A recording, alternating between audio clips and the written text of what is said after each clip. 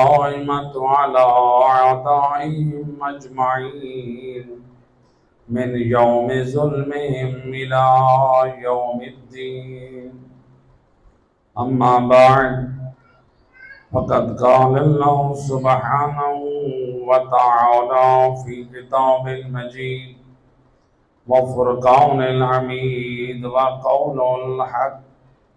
بسم الله الرحمن الرحيم.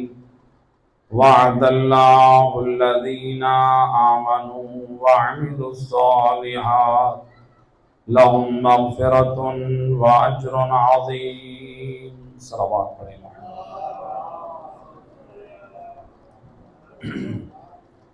ارباب اعضاء، عشر محرم الحرام 1445 کی آج دوسری مجلس، جس کا عنوان ہمیں یہ قرار دیا تھا ایمان اور عمل صالح. ایمان اور عمل صالح یہ وہ ایسی دو کامیاب چیزیں ہیں پروردگار قرآن مجید اور فرقان حمید میں لوگوں سے جو وعدہ کر رہا ہے. کائنات میں ہر شخص چاہتا ہے کہ خدا مجھے بخش دے. کائنات میں ہر شخص چاہتا ہے خدا مجھے اجر عظیم دے. اور دنیا بھر میں لوگ جو خدا پر ایمان رکھتے ہیں وہ یہی چاہتے ہیں کہ ہمارے بڑے سے بڑے گناہ بھی خدا معاف کر دے، اور اللہ کے اجر حاصل کرنے کے لیے کتنے اعمال صالح انجام دیتے ہیں کہ خدا ہمیں اجر بھی عطا کرے. تو پروردگار واضح اعلان کر رہا ہے، میں تمہارے تمام گناہ بھی معاف کروں گا، تمہیں اجر عظیم بھی دوں گا. پہلے تمہیں دو کام کرنے، ایک کا نام ایمان ہے اور دوسرے کا نام عمل صالح. گویا اللہ واضح اعلان کر رہا ہے تم دو چیزوں کے ساتھ میری بارگاہ میں آنا، ایمان اور عمل صالح کے ساتھ، تو پھر میں اللہ تم سے وعدہ کر رہا ہوں تمہارے دامن میں جتنے بھی گناہ ہوں گے وہ میں سارے بخش دوں گا، وہ میں سارے، اور اجر عظیم بھی عطا کروں گا.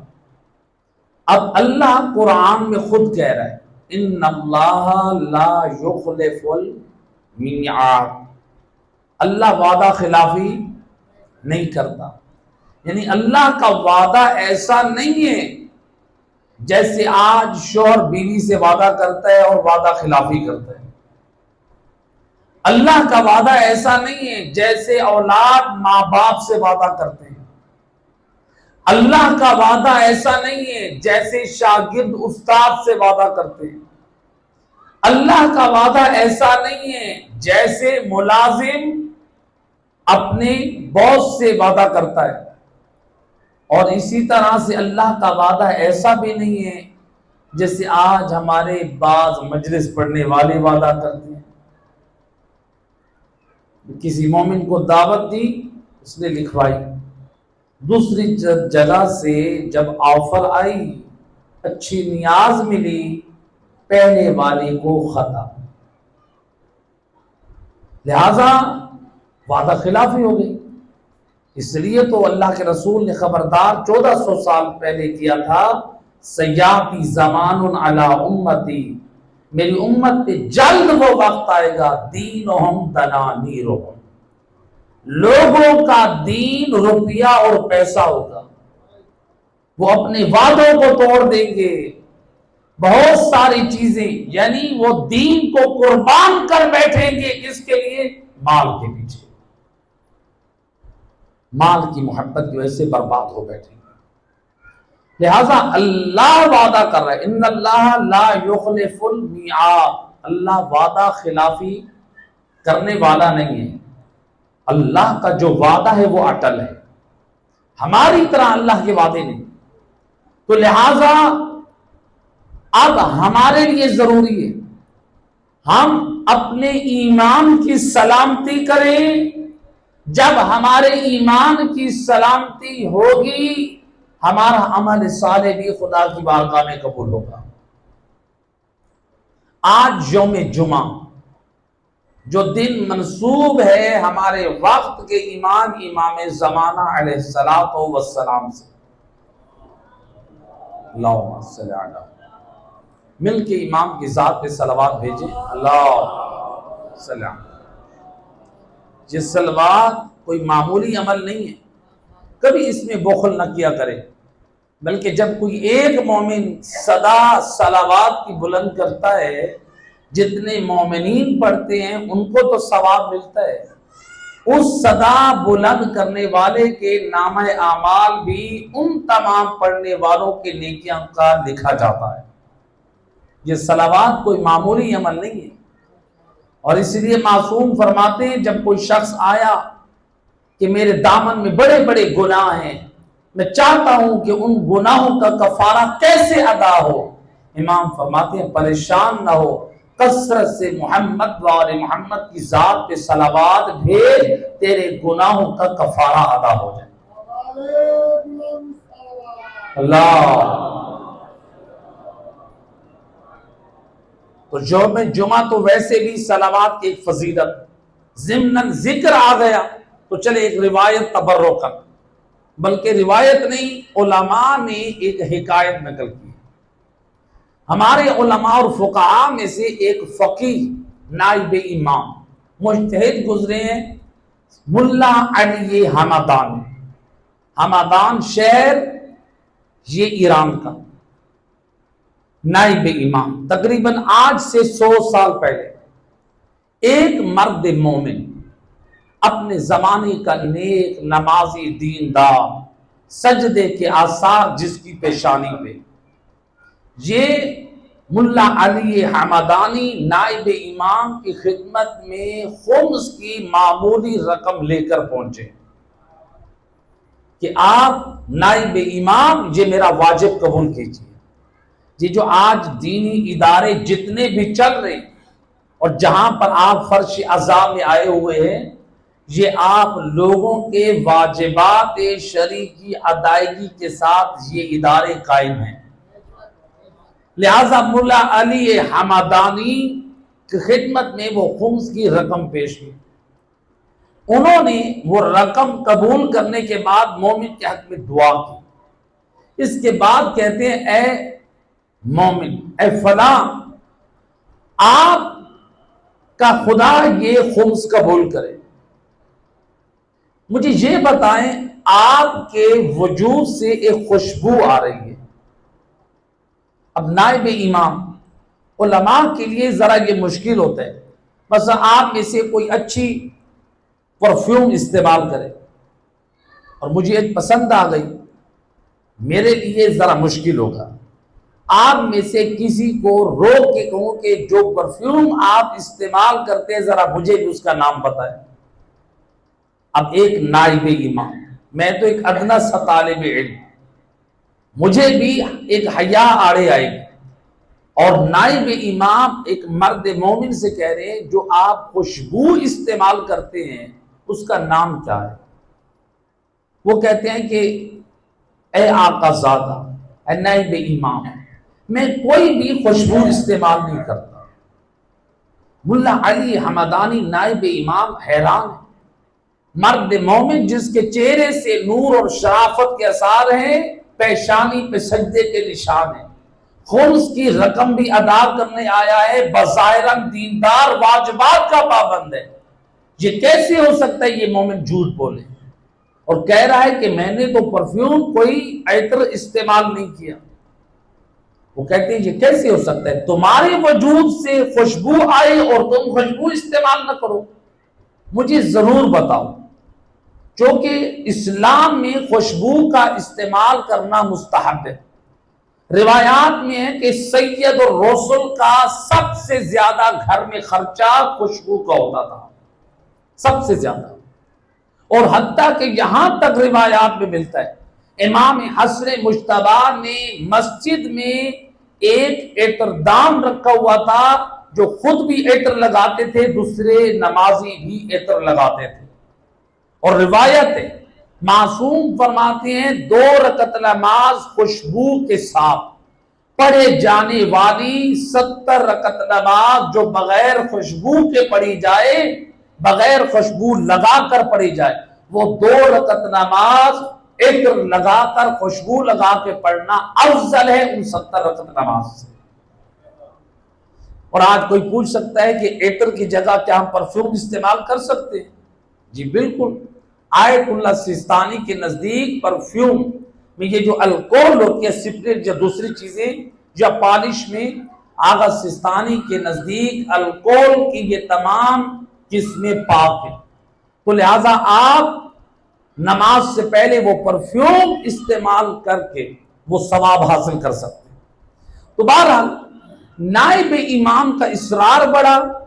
یہ مرد مومن کہتے ہیں آپ ہیں نائب امام، آپ کا احترام ہے مجھ پر واجب.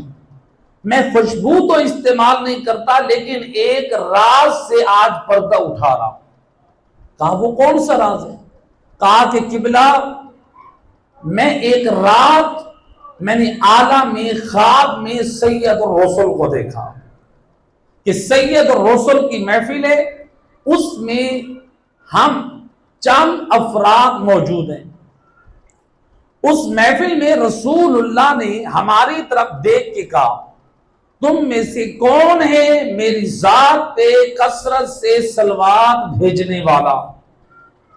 ایک مرتبہ میں نے سوچا میں عرض کروں یا رسول اللہ میں آپ کی ذات پہ کثرت سے صلوات بھیجتا ہوں، لیکن میں نے سوچا ہو سکتا ہے اس محفل میں جو اور مومنین بیٹھے وہ رسول کی ذات پہ کثرت سے صلوات بھیجتے.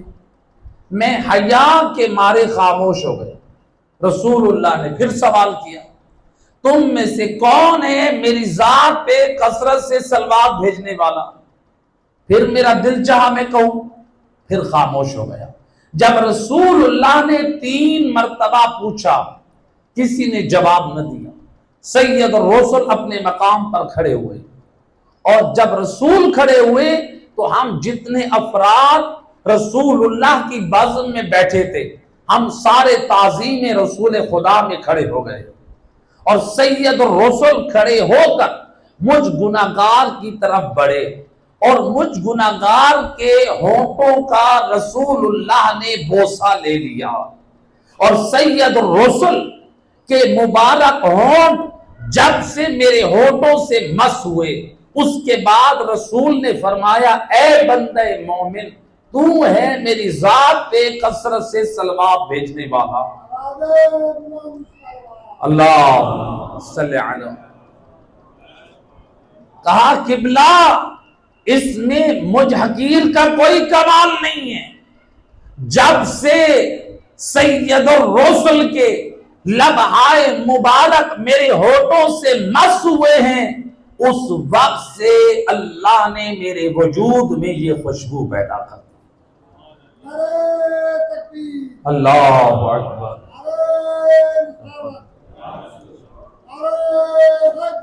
یا علی اللہم صلی علی محمد و آل محمد. لہذا صلوات یہ وہ عظیم عمل، اپنی خلوتوں کو بھی پاک رکھیں درود اور ذکر کے ذریعے سے. اپنا وقت ضائع نہ کریں، مومن کا وقت قیمتی ہوتا ہے. لہذا یوم جمعہ جو خود درود اور صلوات پڑھنے کی بڑی تاکید وارد ہوئی اور یہ یوم جمعہ منسوب ہے ہمارے وقت کے امام صاحب العصر والزمان کے ساتھ. تو آج غیبت کے زمانے میں ہم اپنے ایمان کی سلامتی کیسے کریں؟ امام عصر نے ایک اپنے غیبت کبریٰ میں امام ایک سید زادہ با عمل با کردار با تقوی و شرافت جب امام سے ملاقات ہوئی یہ خواب کی ملاقات کا ذکر نہیں ہے، یعنی امام سے بالمشافہ ملاقات ہو۔ ایک جو روایت پیش کی جاتی ہے کہ امام زمان علیہ الصلوۃ والسلام کی طرف کہ جو میری رویت کا دعویٰ کرے اس کو جھٹلا دو، وہ جھوٹا ہے۔ خود اس روایت کی سند پر علماء نے بحث کی ہے۔ اولاً تو یہ روایت سند کے اعتبار سے معتبر نہیں، دوسرا اگر اس کی روایت کی سند کو چشم پوشی سے کام لیں تو امام کی اس روایت اور قول میں جو امام نے اپنے آخری نائب کو یہ قول فرمایا، امام کہنا کیا چاہتے ہیں؟ کیونکہ امام یہ قول بیان کر رہے ہیں آخری نائب سے، تو علماء نے احتمال دیا کہ اس سے مراد یہ ہے، گویا امام یہ کہہ رہے ہیں کوئی میری رویت یعنی میری نیابت خاصہ کے ساتھ یہ کہے کہ میں امام عصر کا نائب ہوں اور میں نے ان کی زیارت کی ہے یا زیارت کرتا ہوں، اگر نیابت کے ساتھ زیارت امام مہدی کا دعویٰ کرے تو اس کو جھٹلا دو۔ تو بہرحال یہاں پر ایک علمی بات ہے تو ضمناً اس کا ذکر آ گیا۔ اب یہ ایک سید با عمل با کردار کی ملاقات ہوئی ہمارے وقت کے امام سے۔ امام علیہ السلام شرط زیارت، کچھ انہوں نے امام سے سوالات کیے، امام نے جوابات دیے، اس کے بعد یہ چاہتے ہیں امام سے یہ معلوم کریں، اے فرزند رسول، اے وقت کے امام، بتائیے وہ کون سے اعمال ہیں جو ہم اس زمانے غیبت میں آپ سے جڑے رہے، وہ کون سے اعمال صالح ہیں غیبت کے زمانے میں ہمارے ایمان کی بھی سلامتی ہو جائے اور ان اعمال صالح کے ذریعے سے آپ سے بھی رابطے میں رہے۔ اب دیکھیے دونوں چیزیں جو ہماری آیت میں جو ہم نے موضوع بیان کیا، ایمان اور عمل صالح، امام معصوم نے 3 چیزوں کا نام لیا۔ امام نے فرمایا علیک بالجامعہ، آپ نے فرمایا تم پر یہ لازم ہے کہ تم زیارت جامعہ کی پابندی کرو۔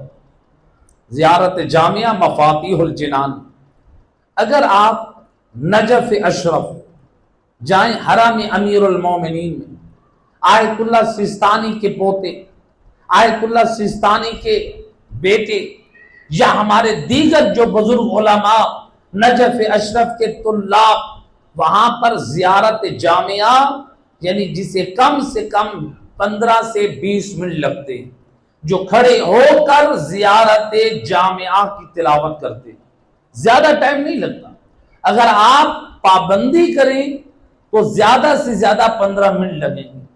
ذرا دیکھیں ہم غور کریں، ہمارے پاس دوستوں کے لیے موبائل پہ چیٹ کرنے کے لیے گھنٹوں ہے، ہمارے پاس گیمز کھیلنے کے لیے موبائل پہ کافی وقت ہے، ہمارے پاس موویز دیکھنے کے لیے کافی وقت ہے، ہمارے پاس اور فضول چیزیں، فضول کام انجام دینے کے لیے وقت ہے۔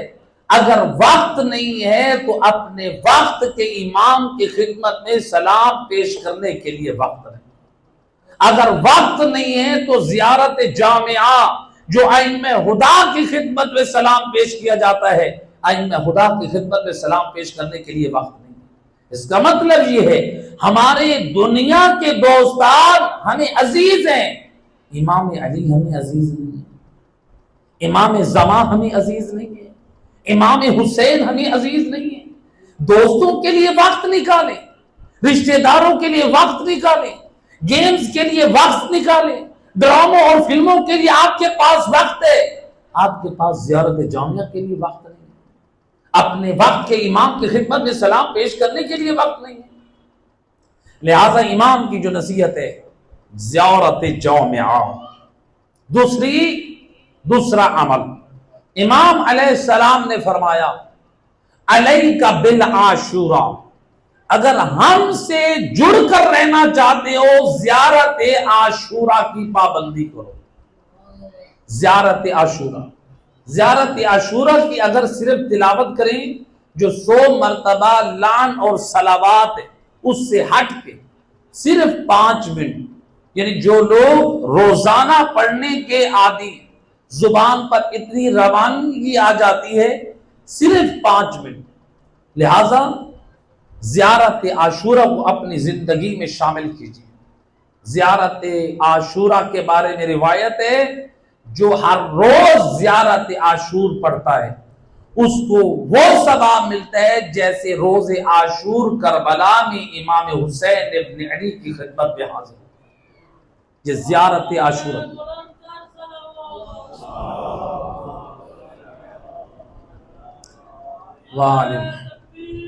اللہ یا رسول اللہ یا علی، صلوات پڑھ دے محمد رحمہ اللہ۔ لہذا امام کی نصیحت ہے اپنی زندگی میں زیارت عاشورا شامل کریں۔ لوگ اللہ جانے کیسی کیسی چیزیں اپنی زندگی میں شامل کرتے ہیں، بہت سارے ورد لے کر آ جاتے ہیں۔ یاد رکھیں اگر کبھی کوئی ورد پڑھنا ہو وہ پڑھے جو ائمہ اہل بیت نے تعلیم دی ہے، اگر کوئی دعا پڑھنی ہے وہ پڑھے جو آل محمد نے دی ہے۔ ہمارے پاس آل محمد کا دیا ہوا بڑا خزانہ ہے، آل محمد کی بتائی ہوئی دعائیں ختم ہو گئی ہیں یا ہم اپنی طرف سے نئی دعائیں بنانا شروع کر دیں؟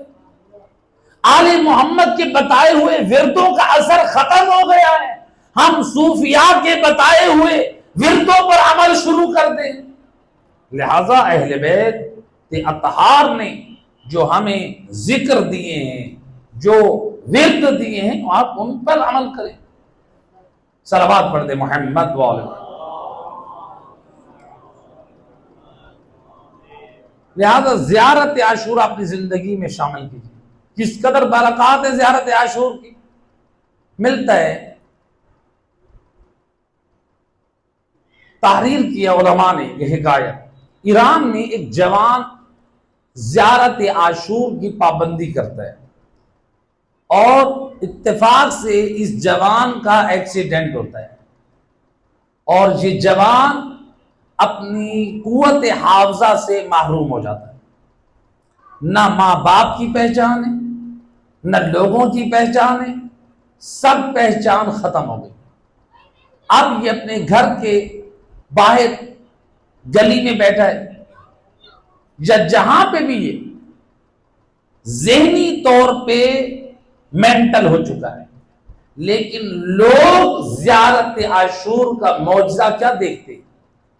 ذہن سالم نہیں ہے، لوگوں کی پہچان ختم ہو گئی ہے، لیکن یہ حسین ابن علی کا دیوانہ اور عاشق گلی کوچوں میں بیٹھا ہے یا چل پھر رہا ہے، اس کی زبان پر زیارت عاشور کی تلاوت جاری ہے۔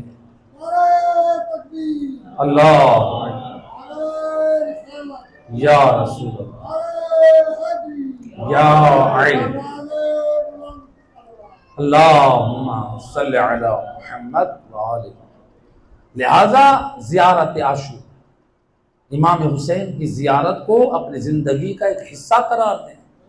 اگر ہم چاہتے ہیں قبر کی ہولناکی، برزخ کی مشکلات، میدان محشر کی مشکلات ہمارے لیے آسان ہو، بہترین عمل جو وقت کے امام اپنے سے جڑ کے رہنے کی تعلیم دے رہے ہیں زیارت عاشور، اور ہمیں ان مواقع قبر، برزخ اور محشر میں جو بہترین عمل کام آنے والا ہے وہ زیارت امام حسین۔ روایت ہے صاحب کامل الزیارات نے امام جعفر صادق علیہ السلام اللہم صلی علی امام سے روایت نقل کی۔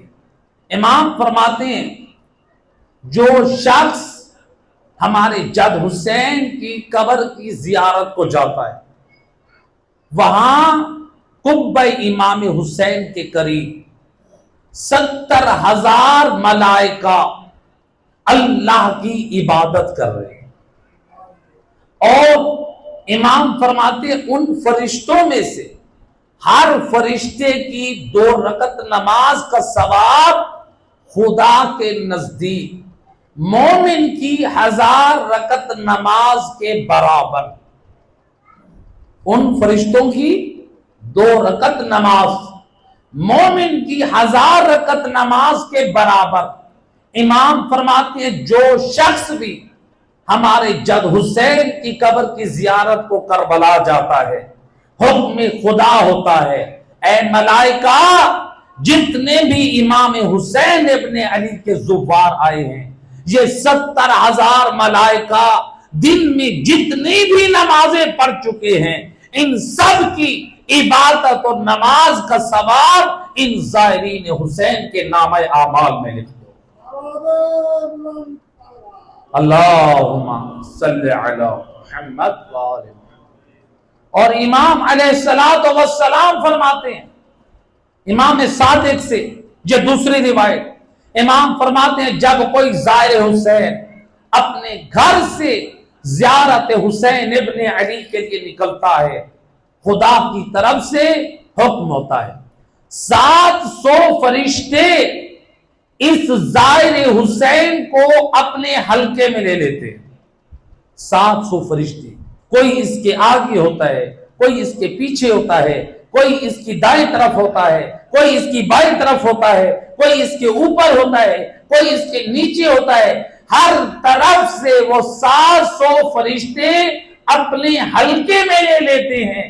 اور جب یہ زائر حسین قبر امام حسین ابن علی پہ پہنچتا ہے وہاں پر امام کی خدمت میں سلام پیش کرتا ہے یہ 700 فرشتے بیک زبان ہو کر کہتے ہیں یا زائر الحسین قد غفر اللہ ذنوبک اے زائر حسین اللہ نے حسین کی زیارت کے صدقے میں تیرے سارے گناہ معاف کر دیے. زندہ باد زندہ باد مردہ باد مردہ باد. اللہم صلی علی محمد وآلہ. اللہ نے تیرے سارے گناہ بخش دیے. اعمل من جدید اے زائر حسین آج سے نئے اعمال شروع کر دے.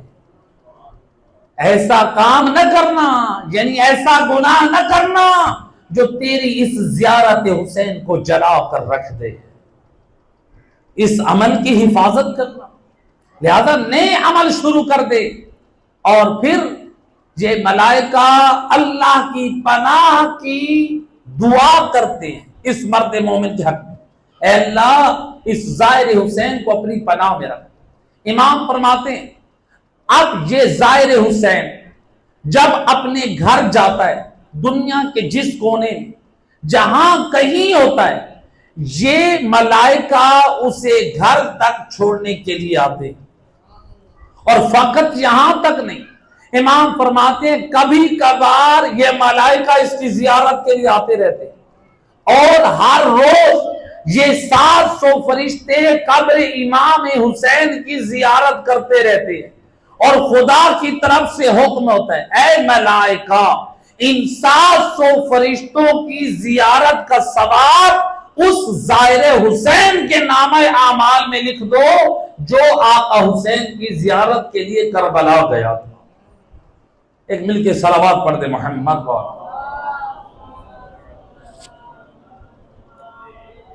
لہذا زیارت امام کی یہ عظمت اور یہ شان. لیکن یاد رکھیں کوئی یہ نہ سمجھے میں امام کی زیارت کے لیے گیا ہوں تو اب میں زیارت سے واپس آیا ہوں تو میرے سارے گناہ معاف ہو گئے اب جو چاہے میں کر لوں. یا زیارت سے پہلے وہ سمجھے میں جتنے بھی گناہ کرتا رہوں لہذا میری بخشش ہے. کتنے لوگ ہیں آج فخر کرتے کہتے ہیں ہم ماشاءاللہ 14 مرتبہ کے زوار ہیں. آپ 14 مرتبہ کے زوار ہیں آپ اس پہ تو فخر کر رہے ہیں آپ 14 مرتبہ کے زوار ہیں. کیا آپ کے اندر کردار حسین بھی ہے؟ فخر اس پہ ہونا چاہیے میرے اندر کردار حسین ہے۔ زیارت یہ تو میں اور آپ سمجھ رہے ہیں، ہم نے مولا حسین کی زیارت کی۔ اگر کوئی یہ سمجھتا ہے کہ کربلا ہم چلے گئے ہم کامیاب ہو گئے، یقیناً مومن جب کربلا جاتا ہے یقیناً کامیاب ہو گئے، لیکن ہر کوئی کربلا جانے والا کامیاب نہیں۔ کربلا میں جانے والا شمر بھی ہے، کربلا میں جانے والا عمر ابن سعد بھی ہے، کربلا میں جانے والے کتنے دہشت گرد بھی ہیں، کربلا میں جانے والے کتنے ناصبی بھی ہیں، کربلا میں کتنے لوگ گئے جو قبر امام حسین پہ ہل چلانے کے لیے گئے تھے۔ کہ کربلا میں ہر جانے والا کامیاب ہے؟ نہیں۔ اور فن بحق کے ہی جو زہرا کے لال حسین کے حق کی معرفت رکھ کے جائے، امام کو واجب و تاج سمجھ کر امام کے نقش قدم پر چلے، معرفت کے ساتھ زیارت کرے، وہ زائر کامیاب ہے۔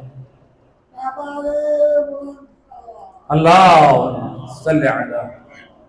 اگر کوئی یہ سمجھے، کوئی زائر یہ سمجھے یا زائر امام کی یہ شان ہے، الیاذ باللہ، کوئی یہ کہے کہ میں زنا کروں، میں شراب پیوں، میں نمازیں چھوڑوں، میں بدکاریاں کروں، میں بے حیائی کروں، میں لوگوں کا حق کھاؤں، بس زیارت امام حسین کر لوں، امام صادق نے میرے حق میں نجات کی ضمانت دے دیے، نام میرا دوست زائر حسین بنائے، اپنی ذمہ داریوں کو سمجھ۔ ایک میں مثال دیا کرتا ہوں، دیکھیں اگر آپ ایک قصاب کی دکان پہ، چلیں اس مثال کو چھوڑیں، ابھی تازہ تازہ عید گزری، بقرہ عید، جن لوگوں نے قربانی کی ہے، صرف گوشت کا حصہ بنانے کے لیے آپ لوگ بیٹھے، آپ کے گھر میں صرف ایک بکرا ذبح ہوا ہے، کتنی دیر آپ کے گھر میں بکرے کے گوشت کی خوشبو رہی ہے، انسان کو اپنے کپڑوں سے بھی وہ سمیل آتی ہے، تو لہذا گوشت کی ایک سمیل رہتی ہے۔ آپ عطر فروش کی دکان پہ جائیں، آپ کسی سٹور پہ جائیں، آپ نے پرفیوم چیک کرنے، تو وہاں آپ کے کپڑوں میں اتنی زیادہ خوشبو، اگر باہر آپ کا کوئی دوست جاننے والا ملتا ہے، کہتے ہیں کہ خیر اتنی زیادہ خوشبو، کہا کہ میں سٹور پہ گیا تھا ایک پرفیوم پسند کرنے کے، وہاں کچھ میں نے چیک کی، تو اس کا مطلب ہے انسان جس ماحول میں جاتا ہے وہاں کا اثر لے کر آتا ہے۔ اے زائر حسین، آپ جا رہے ہیں کربلا، اور کربلا امام حسین سید الشہداء پاک کردار کے مالک ہیں، جب آپ کربلا سے آئیں تو پاک کردار کے مالک بن کر آئیں۔ اللہ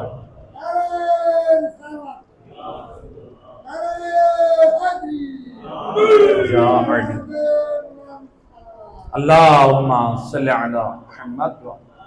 لہذا زیارت امام حسین کی اپنی عظمت اور شان ہے، لیکن ہم اپنی ذمہ داری کو سمجھیں، کہیں ایسا نہ ہو امام کی زیارت کو جائیں ہم کہیں ہم زوار امام حسین ہیں اور کردار یزید والا ہو، امام کی زیارت کو جائیں داڑھی شیو کریں، امام کی زیارت کو جائیں نمازیں چھوڑ دیں۔ زیارت امام حسین واجب ہے یا مستحب ہے؟ جی مستحب ہے، اور نماز پڑھنا، جو واجب کو چھوڑ کے امام کی زیارت پہ جائے، اپنے امام سے بتاؤ کیا امام راضی ہوں گے؟ امام راضی نہیں ہے کہ کوئی شخص خدا کا حکم چھوڑ کر، واجب چھوڑ کر میری خدمت میں۔ ایک مرتبہ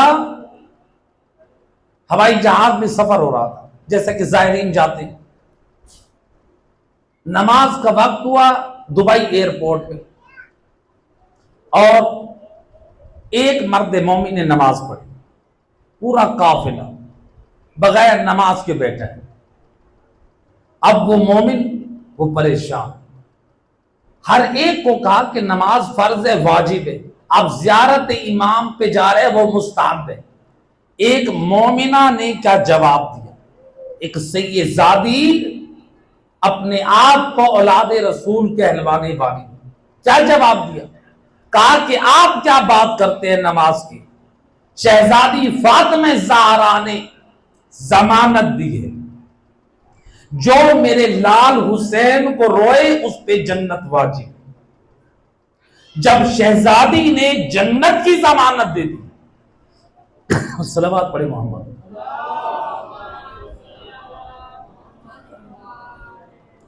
جب شہزادی نے جنت کی ضمانت دے دی ہے، تو اگر ہم نماز نہیں پڑھیں گے تو کیا ہو جائے گا؟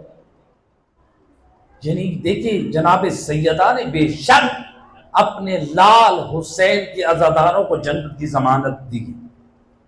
روایات ملتی ہیں، لیکن کیا بی بی زہرا نے یہ کہا ہے تم میرے لال کی زیارت کو آؤ، نمازیں چھوڑ دو، تمہاری جنت کی میں ضامن ہوں؟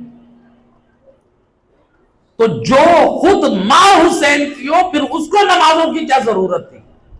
بی بی فاطمہ زہرا تو اتنی نمازیں پڑھتی تھی، امام حسن مجتبی نقل کرتے ہیں، کسی اور سے بات نہیں، خود فرزند زہرا فرماتے ہیں میری ماں محراب عبادت میں اتنا قیام کرتی، اتنا رکوع کرتی، تتورم قدمیہا، بی بی کے ٹانگے اور پاؤں سوج جاتے، اس قدر بی بی کی کثرت عبادت. اور آج ہم یہ کہیں کہ بی بی نے جنت کی ضمانت دے دی، یعنی بی بی چاہتی ہیں میرے لال کی زیارت کرو تم بد کردار بن جاؤ. نہیں، بی بی اپنے لال کی عزادار با کردار دیکھنا چاہتی ہے. ایک صلوات پڑھ دے محمد والا.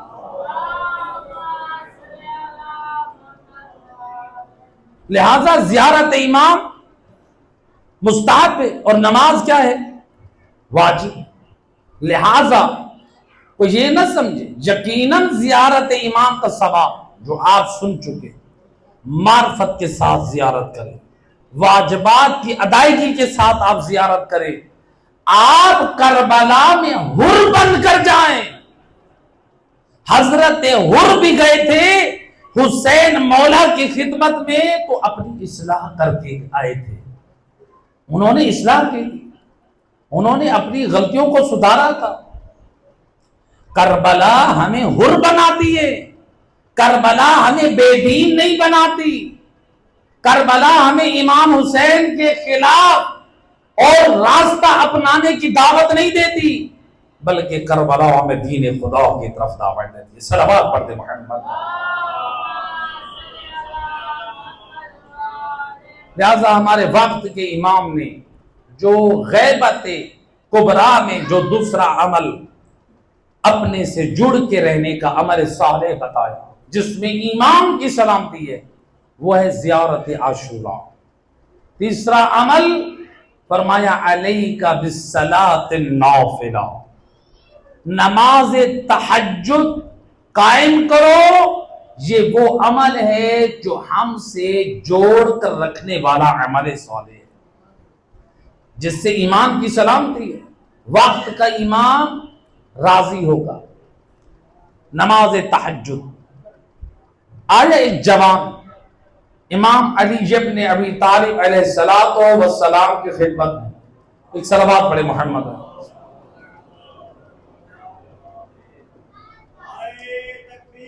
اللہ اکبر، یا رسول اللہ، یا علی، یا علی، اللہم صلی علی محمد وآلہ. امام علی کی خدمت میں ایک جوان آیا، آ کر کہتا ہے انی قد حرمت بالصلاۃ، انی قد حرمت الصلاۃ باللیل. یا امیر المومنین، میں وہ جوان ہوں، بد نصیب ہوں، نماز شب سے محروم ہوں. چاہتا ہوں میری اصلاح ہو، چاہتا ہوں نماز شب کی پابندی کروں، نماز تہجد پڑھوں. مولا میں کیا کروں؟ امام علیہ السلام نے کیا فرمایا؟ جواب میں کیا بتایا؟ امام فرماتے ہیں انت رجل قد قیدتک ذنوبک، تو وہ بد نصیب جوان ہے جس کے گناہوں نے جگڑ لیا ہے، گناہوں کی وجہ سے نماز شب سے محروم ہے۔ یعنی امام کا اشارہ یہ ہے، گناہ تو چھوڑ دے، پھر دیکھ نماز شب کی توفیق کیسے حاصل ہے۔ یہ گناہ، اس لیے امام جعفر صادق علیہ السلام، اللہم صلی علی، امام فرماتی ہے جھوٹ ایسا گناہ ہے جو انسان کو نماز تہجد سے محروم کر دیتا ہے۔ جھوٹ اتنا بڑا گناہ، جھوٹ کے بارے میں کل آپ نے سنی، آیت اللہ تہرانی نے ایک حکایت نقل کی، دیکھیں جھوٹ بولنا۔ ایک روزہ خان، امام حسین کا ذکر کرنے والے، ایک صاحب علم ایران، امام کے مسائل، امام کا ذکر کرتے تھے۔ یقیناً امام کا ذکر کرنا بہت بڑا اجر اور ثواب ہے۔ جیسا کہ کل آپ نے سنا، امام صادق نے مصائب امام پر ایک شعر کہنے کا کیا ثواب بیان کیا، اور مومن کا سوال تھا کیا اللہ نے قرآن میں شعراء پہ لعنت کی ہے؟ شعراء پہ لعنت کا ذکر قرآن میں نہیں، لیکن یہ ہے وَالشُّعَرَاءُ يَتَّبِعُهُمُ الْغَاوُونَ، جو شعراء ہیں بے راہ روی چلنے والے لوگوں کی پیروی کرتے ہیں۔ یہ اس آیت میں کن لوگوں کی طرف اشارہ ہے؟ علماء نے نقل کیا یہ وہ شعراء جو سید الرسل کی اہانت اور توہین میں غلط اشعار بیان کرتے تھے، ورنہ رسول اللہ کے زمانے میں شاعر تھے جو توحید کو شاعری میں بیان کرتے تھے، رسول اللہ کی شان کو شاعری میں بیان کیا، اور سید الرسل نے فرمایا جب تک تم ہمارے ساتھ ہو، یعنی تم برکت اور رحمت میں، آپ نے دعا دی۔ لہذا اگر صحیح شاعری کی جائے قرآن اور آل محمد کے فرمان کے مطابق، بے شک باعث اجر و ثواب ہے، لیکن اگر شاعری میں غلو کیا جائے، شاعری میں مسیریت کا رنگ پیش کیا جائے، شاعری میں جھوٹ بولا جائے، شاعری میں غلط چیز بیان کی جائے، یقیناً اب چاہے کہ آل محمد کی طرف نسبت دیں، چونکہ یہ جھوٹ پہ مشتمل ہے، یہ غلو اور مسیریت پر مشتمل ہے، یہ مذہب اور دین کی بدنامی پر مشتمل ہے، پھر ایسی شاعری ثواب نہیں بلکہ حرام اور گناہ کبیرہ۔ تو لہذا امام حسین کے مصائب اور ذکر کرنا بڑا اجر، بڑا ثواب۔ اب یہ عالم دین صاحب علم، یہ کہتے ہیں میں نے عالم خواب میں دیکھا امام حسین علیہ السلام کو۔ امام فرماتے ہیں اے شیخ حسین، عالم دین کا نام شیخ حسین، اے شیخ حسین، یہ میرا گھوڑا، یہ تلوار اور یہ زرہ، آؤ مجھ حسین کی نصرت کرو۔ کہتے ہیں میں نے زرہ پہن لی، امام حسین سے تلوار لے لی، گھوڑے پہ سوار ہو گیا۔ اب امام خیمے میں گئے، عالم خواب میں دیکھ لی، امام خیمے میں گئے، کہتے ہیں میں دل میں سوچ رہا ہوں امام یہاں سے رخصت ہو، میں جلدی سے غائب ہو جاؤں، میرا ارادہ نہیں ہے میں نصرت امام حسین کو۔ امام عالم دین کو اپنی نصرت کے لیے بلا رہے ہیں، اور یہ کیا کہہ رہے ہیں؟ کہتے ہیں کہ میں دل ہی دل میں کہہ رہا ہوں امام جائیں اور میں یہاں سے راہ فرار اختیار کروں۔ کہتے میں نے یہ دیکھا کہ امام کچھ ہی دیر میں خیمے میں داخل ہوئے، امام خیمے میں داخل ہوئے، میں امام کا گھوڑا اور تلوار لے کر وہاں سے فرار ہو گیا۔ یعنی امام نصرت کے لیے اپنا گھوڑا، اپنی تلوار اور زرہ دے رہے، یعنی امام کی نصرت بھی نہیں کر رہا اور امام کا مال لے کر میدان جنگ کو چھوڑ رہا ہوں، میدان کربلا کو چھوڑ رہا ہوں۔ کہتے ہیں یہ خواب جیسے ہی میرا مکمل ہوا، نیند سے بیدار ہوں، میں سوچنے لگا مجھ سے کیا گناہ ہوا، بڑی فکر کی، آخر اس نتیجے تک پہنچا، میں نے ایک دن مصائب کے دوران ایک مرتبہ حسین ابن علی کے حق میں جھوٹ بولا تھا، تو گویا مجھے آقا حسین خبردار کر رہے ہیں، تو نے ایک مرتبہ میرے مصائب میں مجھ پر جھوٹ بولا، یہ ایسے ہے جیسے میری مدد سے منہ موڑ کر میرا مال لے کر میدان کربلا سے فرار ہونا۔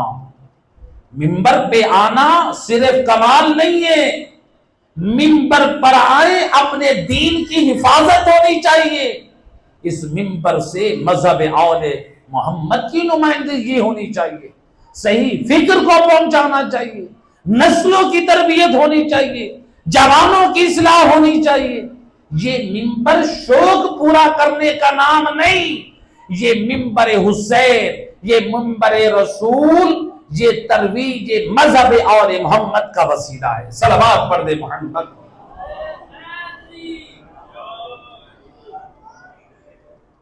بارہ دیگر بآواز بلند سلام۔ لہذا غیبت امام میں اپنی ذمہ داریوں کو سمجھیں، اس لیے ہمارے وقت کے امام نے دیکھیں اپنے لیے کیا پسند کیا۔ امام فرماتے ہیں فی ابنت رسول اللہ صلی اللہ علیہ وآلہ وسلم لی اسوۃ حسنہ۔ امام مہدی غیبت میں ہم سب کی ذمہ داریوں کو بیان کر رہے ہیں، فرماتے ہیں ہمارے چاہنے والوں، مجھ امام وقت کے لیے اگر کوئی ہستی اسوہ حسنہ ہے وہ بنت رسول فاطمہ زہرا ہے۔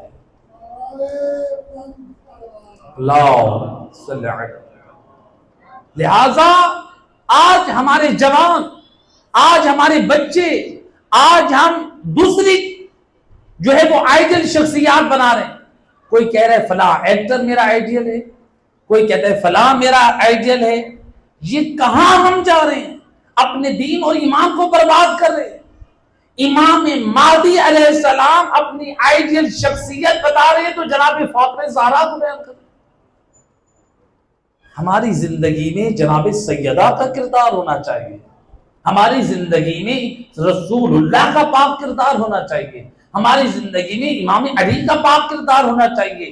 پاکوں کے ماننے والے ہیں، اتنا پاک کردار ہو جب میدان معاشر میں محمد والے محمد کی خدمت میں شفاعت کے لیے جائیں، وہ بول کر کہیں مرحباً بکا، اے خوش آمدید اے ہمارے مومن، خوش آمدید اے ہمارے عزادار، تیری محبت پہ بھی راضی ہیں، تیرے کردار پہ بھی راضی ہیں۔ لہذا پاکوں کے ماننے والے پاک کردار کے مالک بنے۔ دوسری محرم میں بزرگان دین ایک بڑی ہستی کے مسائل کو بیان کرنا ہے، ایک علماء کی ایک سنت ہے، اس لیے کہ واقعہ کربلا نہ ہوتا اگر مسلمان در زہرا پر نہ آتے۔ اجرکم علی اللہ زیادہ۔ کون سا دروازہ؟ جس دروازے پہ رسول 9 ماہ آئے تطہیر کی تلاوت کرتے رہے، صبح کی نماز کے بعد در زہرا پہ کھڑا ہو جاتے، آئے تطہیر کی تلاوت کرتے۔ کیوں؟ مسلمان دیکھ لے یہ دروازہ عام دروازہ نہیں، یہ بنت رسول کا دروازہ ہے۔ وہ رسول اپنے عمل سے بتا رہے ہیں، آیا وقت ابھی تو رسول کا کفن بھی میلا نہ ہوا، مسلمان در زہرا پہ کیسے آئے؟ شریعت کا مسئلہ ہے، جس گھر میں وفات ہو 3 دن وہاں تعزیت کے لیے جائیں، وہاں پر کھانا پہنچائیں۔ ارباب مقاتل نقل کرتے ہیں ایک دن مدینے میں جناب زہرا کے گھر سے جب دھواں بلند ہوا، مدینے کی مرد و زنوں نے اپنے گھروں میں جب دیکھا، ایک مرتبہ حیران ہوئی کہ عرب کا دستور ہے جس گھر میں مقام ہو، جس گھر میں مصیبت ہو، وہاں 7 دن وہاں پر کھانا نہ پکایا جائے۔ ہائے کیسی غربت! بنت رسول ابھی تو رسول کا کفن بھی میلا نہ ہوا، زہرا اپنے بچوں کے لیے کھانا بنا رہی ہے، اور کوئی مسلمان زہرا کے گھر میں اور کھانا پہنچانے والا نہیں ہے۔ اجرکم علی اللہ، روایت کہتی ہے یہ مسلمان اور در زہرا پر آئے اور ہاتھ خالی نہ تھے، ہاتھوں میں کچھ تھا، کھانا تو نہ لائے لیکن کسی کے ہاتھ میں لکڑیاں ہیں اور کسی کے ہاتھ میں آگ کا شعلہ، آئے اس دروازے پہ جہاں سید الانبیاء جن کے سلام کرتے ہیں، اجرکم علی اللہ زادارو، ہر مسلمانوں نے در صحرا پہ آگ کے شعلے بھڑکا دیے۔ روایت کہتی ہے بنت رسول اور در و دیوار کے درمیان یا ایک شقی نے دروازے کو دھکا دیا یا بی بی پر اتنا زور آیا، بی بی کی چیخیں بلند ہوئی، یا ابتا اہاکذا یفعل بحبیبتک، بابا رسول اللہ اور ذرا آئے دیکھے اور جن دروازے پہ آئے تبریر کی تلاوت کرتے، بابا ذرا دیکھے مسلمان اور سارا کو کیا عجر رسالت اجرکم علی اللہ زادارو، ہے جلتا ہوا دروازہ اور بنت رسول میں گرا اور بی بی زمین پر ہے اور دروازہ قدوم پر ہے۔ آیت اللہ وحید خراسانی نقل کرتے مسلمانوں عزاداروں، مسلمانوں نے بی بی کو کیا عجر رسالت دیا، بطول دروازے کے نیچے ہے، 50 مسلمان اور دروازے کے اوپر سے گزر رہے ہیں۔ اجرکم علی اللہ، یہ ایک شقی نے کیا کیا، اپنے پاؤں کی ضربیں مارنا شروع کی اور فقط دروازہ نہ ٹوٹا بلکہ بنت رسول کی پسلی شکستہ۔ اجرکم علی اللہ، ازادارو روایت کہتی ہے یا بنت رسول ہے جلتے ہوئے دروازے سے افاقہ ہوا، آواز اٹھنے لگی۔ علامہ کاشی النجفی نقل کرتے ہیں جناب سارا اٹھنا چاہتی ہے، یہ ایک شقی نے بڑھ کر کیا کیا، لطم علی خدہ، اور بنت رسول کے رنساروں پہ جسارت کی، اور میرے چھتے امام فرماتے عزاداروں، اور میری دادی زہرا پہ تماچا کوئی معمولی نہ تھا بلکہ اس زور سے تماچا مارا اور بی بی کی بالی ٹوٹ کے زمین پر جا گری۔